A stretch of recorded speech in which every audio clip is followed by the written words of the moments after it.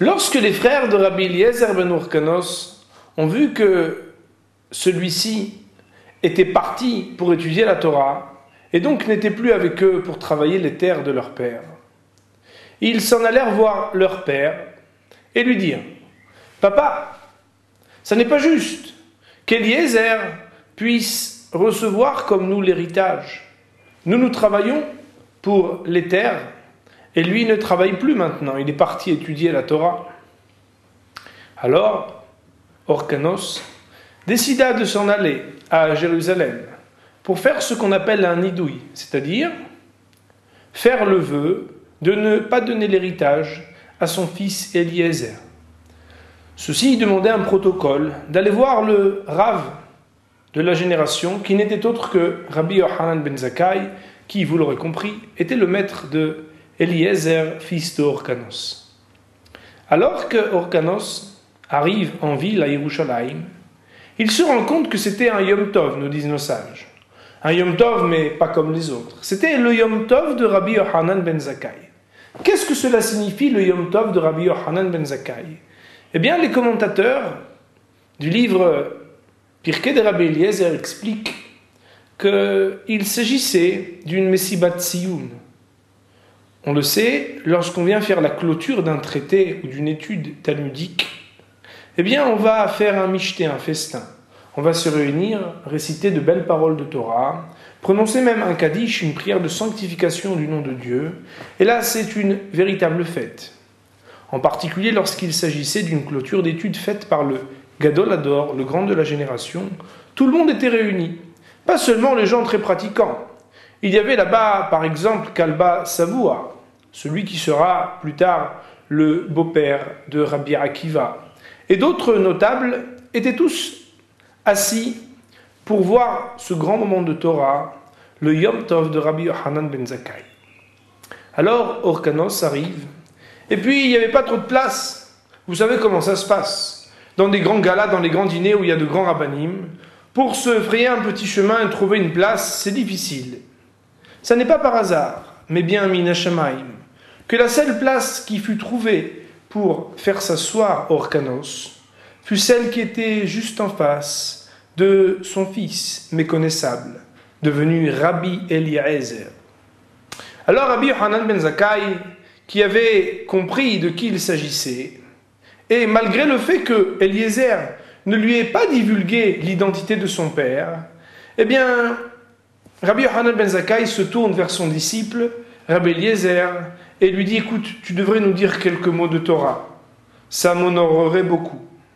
Alors, même si lorsqu'un Rav demande à son élève, devant tout le monde, de dire quelques mots de Torah, en s'excusant, eh bien, il aurait pu prendre la parole, il ne pouvait pas placer un mot. Il avait honte. C'était son maître. Mora Rabo, la crainte de son maître, Kemora Shamaim, peut avoir quelque chose à voir avec la crainte du ciel.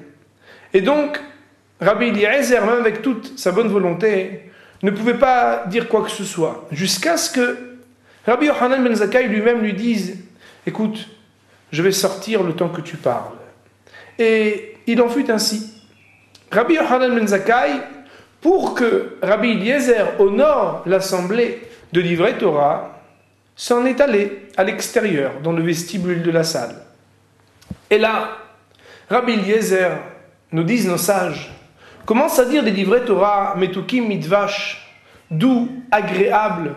Il avait une face qui était lumineuse. Alors, tout le monde est là à boire ses paroles, et à la fin de son discours, Rabbi Yochanan ben Zakkai de revenir, de lui faire un baiser sur le front, et de lui dire: Ashrehem, combien ils sont heureux, Abraham, Isaac et Yaakov, tes ancêtres, Abraham, Isaac et Jacob, qui ont parmi leurs descendants un sage de ton niveau, Eliezer.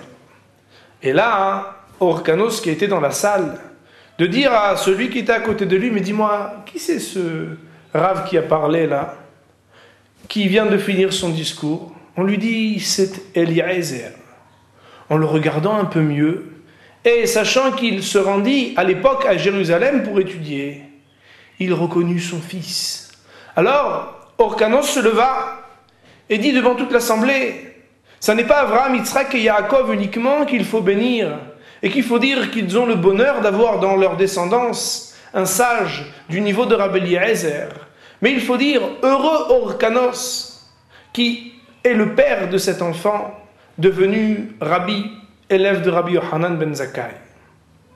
Alors, Eliezer, stupéfait, vous imaginez de longues années entre le moment où il partit étudier la Torah et le moment où il devint Rabbi Eliezer, eh bien c'était un moment de grande émotion. D'ailleurs, Rabbi Eliezer ne put continuer à parler. Il a dit « Je ne sais pas quoi dire, mon père, je ne sais pas quoi dire ». Eh bien, son père, d'expliquer, devant tout le Kahal réuni. « Tu sais, mon fils Eliezer, aujourd'hui je suis venu, je vais t'avouer, c'était pas pour écouter les discours des rabbanim, c'était pour leur demander que tu n'aies plus aucun droit à l'héritage. Mais tu sais, maintenant que j'ai vu combien ton comportement est louable, combien le tov il est chez toi, le bien c'est ce que tu représentes aujourd'hui, lorsque tu t'appliques à étudier la Torah, je vais faire exactement le contraire. Je vais demander à nos rabbanim ici présents de faire que dans notre héritage, ce soit toi qui puisses bénéficier de toutes les richesses, toi et aucun autre de tes frères. Et là, Rabotai, écoutez bien la rétorque d'Eliezer ben Orkanos. Eliezer ben Orkanos de dire à son papa, mon cher père, tu le vois bien, je ne suis pas plus important que mes autres frères. Et si jamais je voulais avoir un peu plus d'or, un peu plus d'argent, je sais à qui le demander. Je pourrais adresser une prière à Akadosh Baruch Hu et il me le donnerait. Seulement moi, j'ai préféré adresser mes prières à Akadosh Baruch Hu pour lui demander la chokhma, la sagesse. Et comme tu peux le constater en toute humilité, j'ai le privilège, ne sachant il y a quelque temps ni lire ni écrire, eh bien je peux me retrouver aujourd'hui à profiter de l'enseignement des plus illustres sages de notre génération, entre autres Rabbi Yochanan ben Zakkai.